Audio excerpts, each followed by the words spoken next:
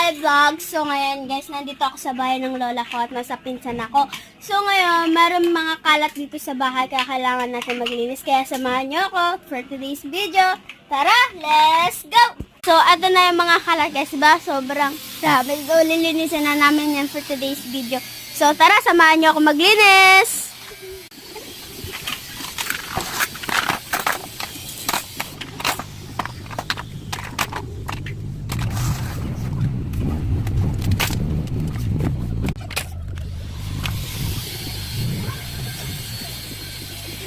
So ngayon guys, so tapos na tayo maglinis ngayon sa bahay. So kailangan na natin tapusin. Sarap.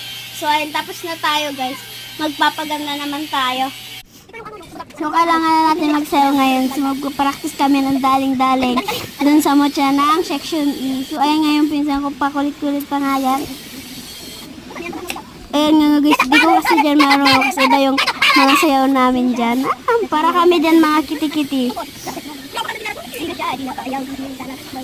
Ito isang pinsan ko ang kulit.